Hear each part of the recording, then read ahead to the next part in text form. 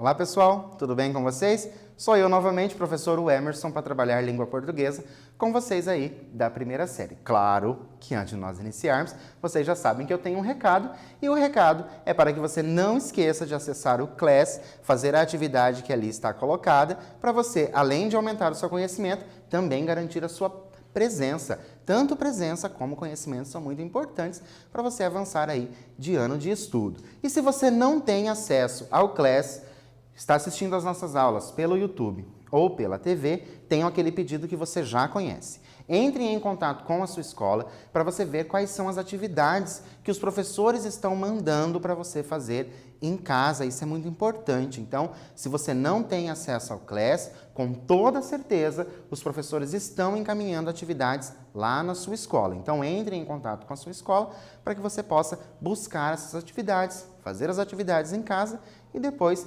devolvê-las lá para o seu professor fazer a correção, para você também garantir, obviamente, a sua presença e também a sua média. Mas vamos começar. Hoje nós vamos ler, interpretar e identificar a finalidade da Carta de Pero Vaz de Caminha. Já ouviram falar esse nome? Então hoje a gente vai falar um pouquinho novamente. Inferir o sentido de uma palavra ou expressão em um sentido implícito no texto, uma informação implícita, identificar a variação linguística e relacionar textos de mesma temática. Então, antes de nós iniciarmos, já vou lembrá-los. Claro que se a gente vai falar da Carta de Pero Vaz de Caminha, nós vamos ter ali uma linguagem do português de Portugal, ok? Para a gente começar, o gênero carta pessoal. Não é a carta do Pero Vaz, não. É a carta pessoal, aquela que você aprende a fazer na escola. Normalmente, possui como função de linguagem predominante. Lembram que na aula anterior nós falamos de função de linguagem? E agora, a carta pessoal, normalmente, o que ela tem? Letra A linguagem emotiva. Letra B, fática. Letra C, referencial. Ou letra D, conativa. Então, qual é a linguagem utilizada ali na carta pessoal? Se ela é pessoal, é claro que nós vamos ter ali a linguagem emotiva. Por que é a linguagem emotiva? Porque a linguagem emotiva está centrada ali no locutor. E o locutor da carta pessoal vai ser a própria pessoa, obviamente, ok? Para a gente começar, trouxe para vocês o contexto de produção dessa carta de caminha. É bem importante, certo? Essa carta de caminha aqui, tanto para a história da literatura brasileira, até mesmo para a gente conhecer ali a história do Brasil. Então, a Carta de Pero Vaz de Caminha, também conhecida como Carta a El Rei Dom Manuel sobre o achamento do Brasil. Okay? Então, ela tem esses dois nomes, mas normalmente nas questões de Enem, vestibular que vocês forem fazer, vai cair mesmo como Carta de Pero Vaz de Caminha. Ela foi escrita em 1500. Olha só há quantos anos essa carta foi escrita. E é claro que você já deve ter se ligado aí que 1500 coincide ali com o achamento do Brasil, certo? Foi escrita lá em Porto Seguro, na Bahia, mas foi descoberta somente no século XVIII. Olha só, existia essa carta que foi escrita, mas ela foi descoberta somente muito tempo depois, 3 séculos depois. O texto deste autor é considerado como a primeira crônica histórica. Olha só, lembram que na aula anterior nós trabalhamos sobre crônica? Desta vez, essa carta é considerada como a primeira crônica histórica escrita no Brasil e sobre o Brasil. Então, essa informação é muito importante, certo? Neste texto, nesta carta, nós temos o quê? Além de ela ser escrita no Brasil, ela é escrita sobre o Brasil, sobre o país Brasil, ok? Em seu conteúdo, o escrivão, quem que é o escrivão? O Pero Vaz. O escrivão descreve as primeiras impressões sobre o nosso país. Então, ele traz ali as primeiras impressões que ele teve sobre o nosso país, certo? Então, tudo isso para vocês entenderem o momento em que esta carta foi escrita e por que ela foi escrita. Agora, nós vamos relembrar as características do gênero carta, do carta em geral, ok? E escreva quais são os elementos que compõem a sua composição. Então, a carta, ela precisa ter o quê? Ela segue ali o gênero, ela segue uma estrutura, certo? Coloque aí no seu caderno o que é necessário para compor esse gênero carta e eu já volto.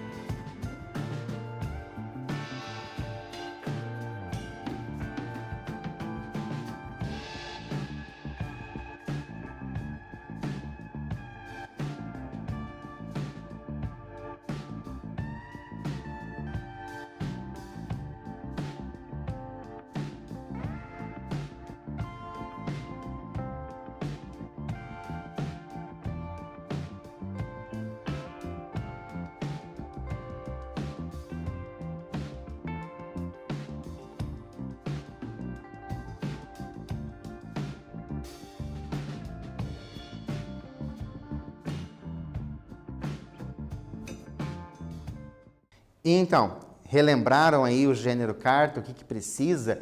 Claro que hoje em dia a gente escreve poucas cartas, né? A gente acaba mandando mais mensagens ali por telefone mesmo, ou a gente acaba mandando e-mail. Mas o gênero carta, ela ainda é trabalhado, em algumas situações precisam ser enviadas algumas cartas, ok? E trouxe para vocês, ó, os elementos que compõem uma carta pessoal são local e data. Então, a carta pessoal vai ter local e data. Vai ter o vocativo. Então, o vocativo é aquele nome que vai aparecer. Então, por exemplo, aluno, certo? Vírgula.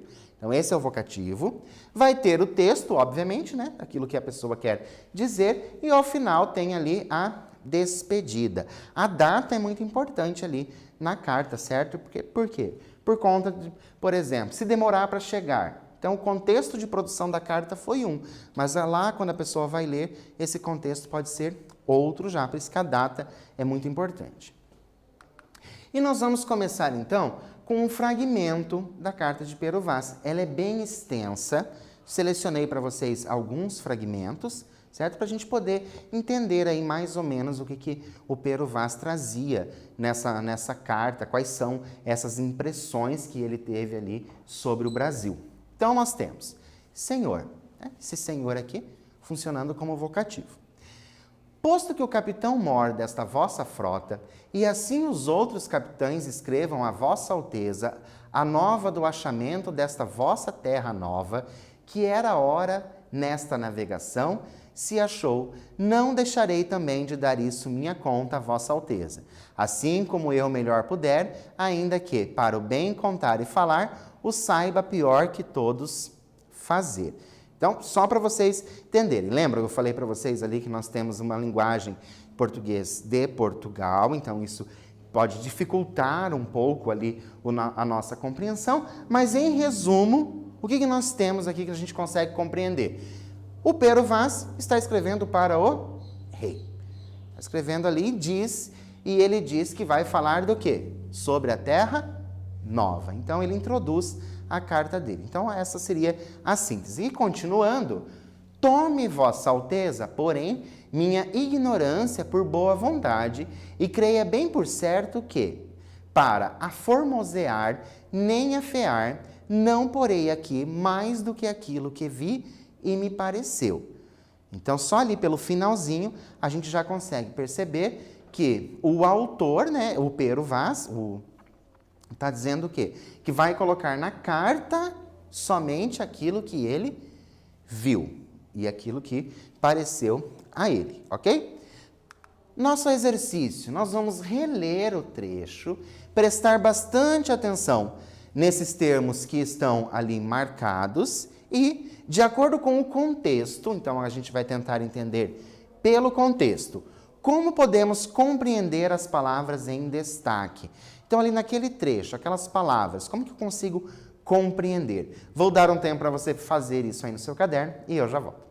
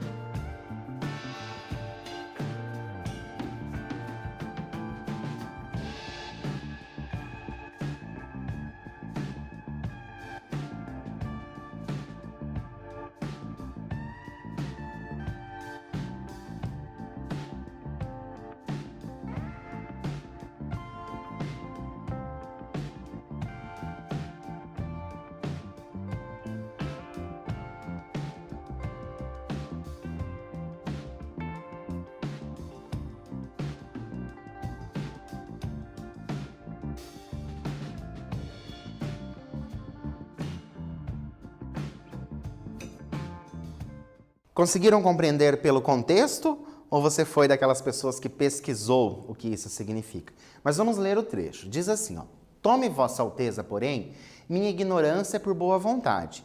E creia bem por certo que para aformosear nem afear, não porei aqui mais do que aquilo que vi e me pareceu. Então, como ele está falando ali da escrita, do que ele vai escrever para o rei, nós temos que aformosear é embelezar demais. Ele não vai fazer o quê? Ele não vai embelezar demais aquilo que ele viu. E também não vai afear, ou seja, não vai tornar feio ou mostrar o pior. Segundo o autor ali do texto, ele vai ser assim o mais próximo, né? O próximo da realidade ali que ele observou, mais fiel àquilo que ele observou, segundo o que ele está colocando.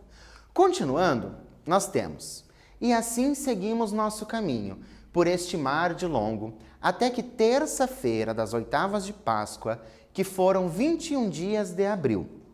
Neste dia, à hora de véspera, houvemos vista de terra, primeiramente de um grande monte, muito alto e muito redondo, e de outras serras mais baixas ao sul dele, e de terra chã, com grandes arvoredos. Ao monte alto, o capitão pôs nome, o Monte Pascal, e a terra de Vera Cruz. Ok? Então, assim, continua a carta. Nós temos: neste dia, a horas de véspera, houvemos vista de terra. A qual período do dia 21 de abril, lembrando que ele está falando do dia 21 de abril, certo? A qual período do dia mesmo, ele se refere? E você vai explicar como que você chegou a esta conclusão. Vou dar um tempo para você fazer isso e eu já volto.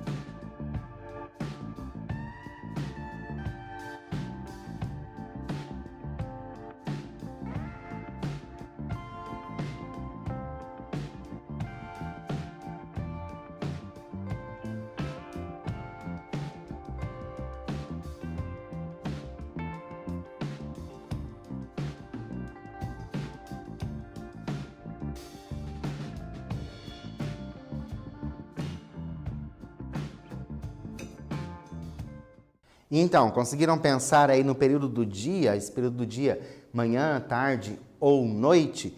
Olha o que eu trouxe para vocês. O escrivão se refere ao período da tarde, ali, início da noite, pois o termo véspera nos remete à aproximação de um novo dia. Então, como que a gente descobre que se trata desse período? Porque ele utiliza ali, ó, a horas de véspera. E a palavra véspera vai nos remeter à chegada de um novo dia. Então, por exemplo, véspera de feriado. Eu sei que está chegando ali o feriado, ok? Continuando, nós temos um outro exercício que diz assim: primeiramente, de um grande monte, muito alto e redondo, e de outras serras mais baixas ao sul dele, e de terra chã. Então vejam que a palavra chã é chã mesmo, tá, gente? Está destacada. O termo em destaque não é mais utilizado em nosso cotidiano. As pessoas não utilizam mais isso. Essa palavra caiu em desuso. Lembram da crônica ali do Rubem Braga na aula anterior? Qual o sentido desse termo? Então, você vai pensar aqui, qual é o sentido desse termo chã? E como que você chegou a essa conclusão? Não basta você dizer qual é o sentido, você vai ter que dizer como que você chegou a essa conclusão. Então, se você procurar aí na internet o sentido da palavra, obviamente que você vai encontrar, mas daí, como que você chegou a essa conclusão? Daí não foi uma conclusão, né? Foi uma pesquisa. Vou dar um tempo para você fazer isso e eu já volto.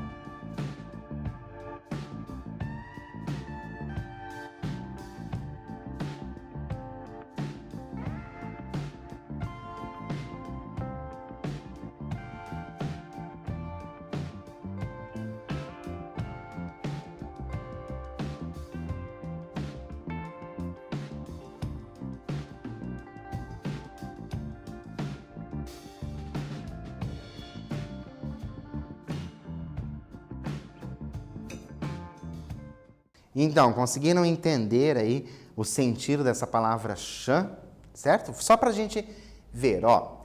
Primeiramente, de um grande monte, muito alto e redondo, e de outras serras mais baixas ao sul dele, e de terra chã. Então, o que significa esse chã? O termo chã possui o sentido de plana, né? De terra plana. Como que a gente consegue chegar a essa conclusão? Olha só. É possível chegar a essa conclusão porque a carta traz uma descrição decrescente. Olha só, grande monte. Então ele diz que é grande monte e alto, né? Muito alto. E depois ele traz ali serras mais baixas. Então ele está fazendo ali uma descrição que é o que? Decrescente. O alto, depois mais baixo e por último ele utiliza ali a palavra chã, que vai indicar que é o plano, ok? É assim que a gente chega a essa conclusão, somente ali pela leitura do texto. Continuando a carta, dali avistamos homens que andavam pela praia, obra de 7 ou 8, segundo disseram os navios pequenos por chegarem primeiro. Eram pardos, todos nus, sem coisa alguma que lhes cobrisse suas vergonhas. Nas mãos traziam arcos com suas setas.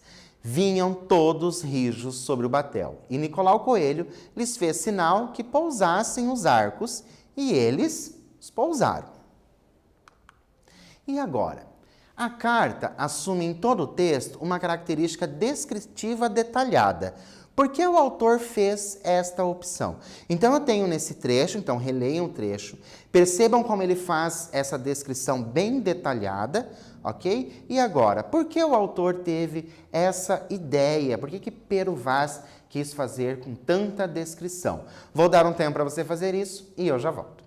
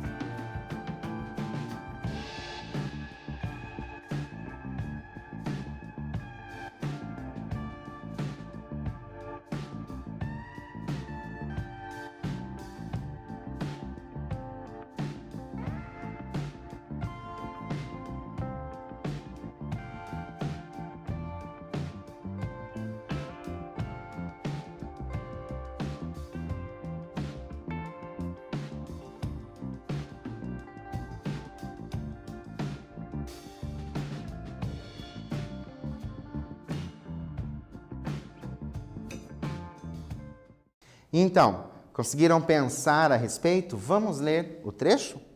Eram pardos, todos nus, sem coisa alguma que lhes cobrisse suas vergonhas. Nas mãos traziam arcos com suas setas. Vinham todos rijos sobre o batel. E Nicolau Coelho lhes fez sinal que pousassem os arcos, e eles pousaram. Então, agora, por que o autor faz essa opção de descrever com tantos detalhes? Além de ser escrivão real e por isso assumir a responsabilidade de detalhar a nova terra, lembram que lá no início da carta ele dizia que ia detalhar, não ia dizer nem mais e nem menos. A descrição é importante porque se trata de uma época em que as referências visuais estavam limitadas a histórias do leitor. Então, por exemplo, se hoje, só para vocês compreenderem a resposta, se hoje a gente diz assim, se pensar, Torre Eiffel. Quando eu digo para vocês a Torre Eiffel, por mais que você não conheça, que você não tenha ido visitar, você tem mais ou menos uma ideia do que seja essa Torre Eiffel. Então não há necessidade de ficar ali detalhando muito como ela é. Então eu digo para vocês assim, Cataratas do Iguaçu.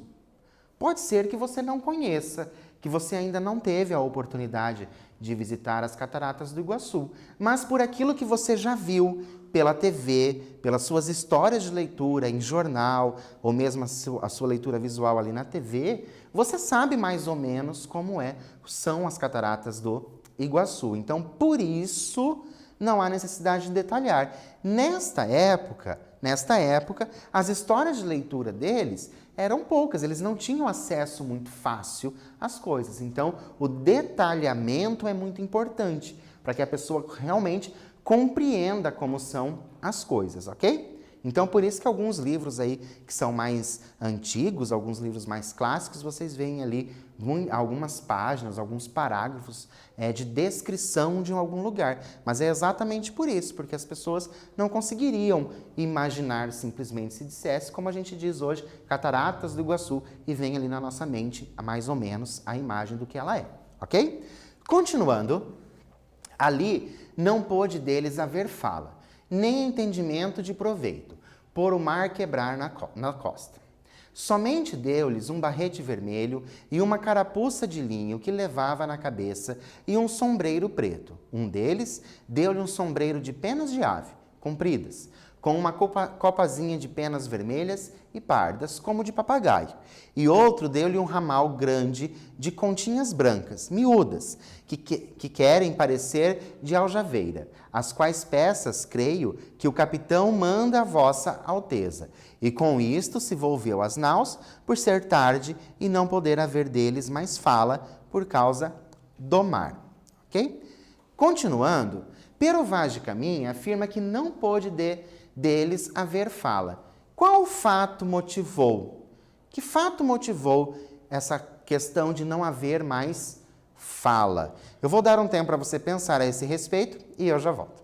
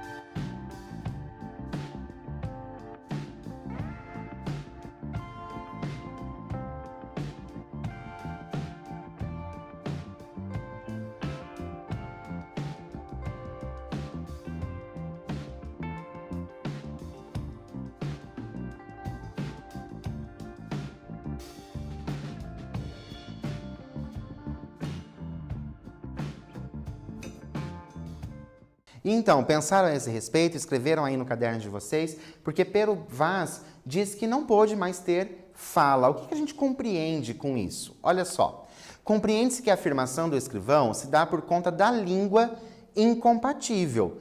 Nós temos ali o tupi, que são dos nativos, certo? E o português, que é aquele português de Portugal, o que resultou em uma falha na comunicação. Então, é claro que não poderia haver mais fala. Então, o que eles poderiam fazer? Gesticular, fazer ali a linguagem, né, a linguagem corporal, para que eles pudessem compreender. Porque nós sabemos ali que os nossos índios nativos, eles não tinham acesso à língua portuguesa e seria praticamente impossível eles entenderem o que os portugueses queriam falar com eles, ok? Continuando, entraram, mas não fizeram sinal de cortesia, nem de falar ao capitão, nem a ninguém. Porém, um deles pôs olho no colar do capitão e começou de acenar com a mão para a terra e depois para o colar, como que nos dizendo que ali havia ouro. Também olhou para um castiçal de prata e assim mesmo acenava para a terra e novamente para o castiçal, como se lá também houvesse prata, né? Então eles começavam ali, eles viam aquela parte dourada e sabia que tinha na terra, então por isso ali eles acenavam. Mostraram-lhes um papagaio pardo que o capitão traz consigo. Tomaram-no logo na mão e acenaram para a terra, como quem diz que os havia ali. Mostraram-lhes um carneiro, não fizeram caso. Mostraram-lhes uma galinha, quase tiveram medo dela. Não lhe queriam pôr a mão e depois a tomaram como que espantados. Então aquilo que os nossos nativos já conheciam, eles mostravam que na terra já existia. Aquilo que eles não conheciam, eles tinham ali um pouco de medo, um pouco de receio das coisas, que é o caso ali do carneiro, que eles nem se importaram ali com o carneiro.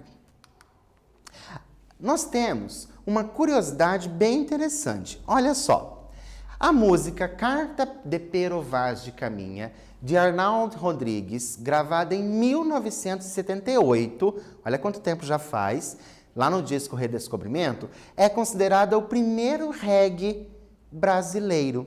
Olha só, quanto tempo depois, né, da Carta de Pero Vaz de Caminha, de 1500, né, agora lá em 1978, nós temos esse compositor que fez ali o quê?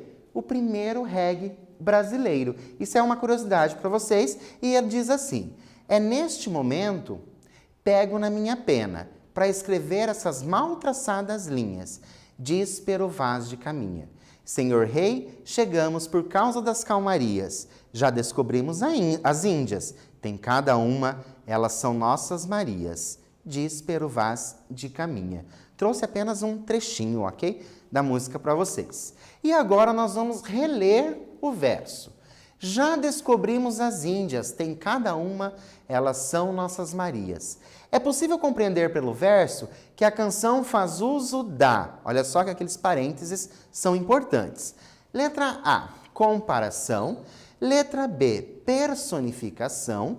Letra C, um paradoxo.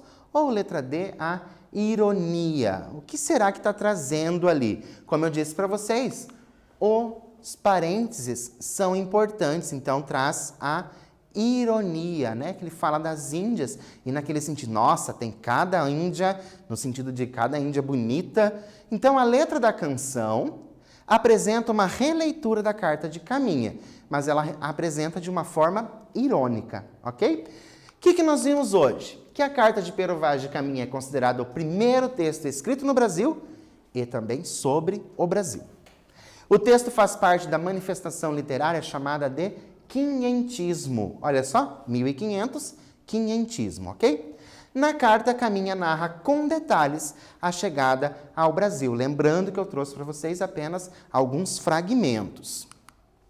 Deixo para vocês, sobre o Brasil, nós temos o livro Guia Politicamente Incorreto da História do Brasil. É um livro bem interessante, que traz ali algumas curiosidades da história do Brasil, e um filme brasileiro chamado Caramuru, a Invenção do Brasil. Fica como as dicas da aula de hoje. Por hoje, eu fico por aqui. Espero vocês na próxima aula e até lá.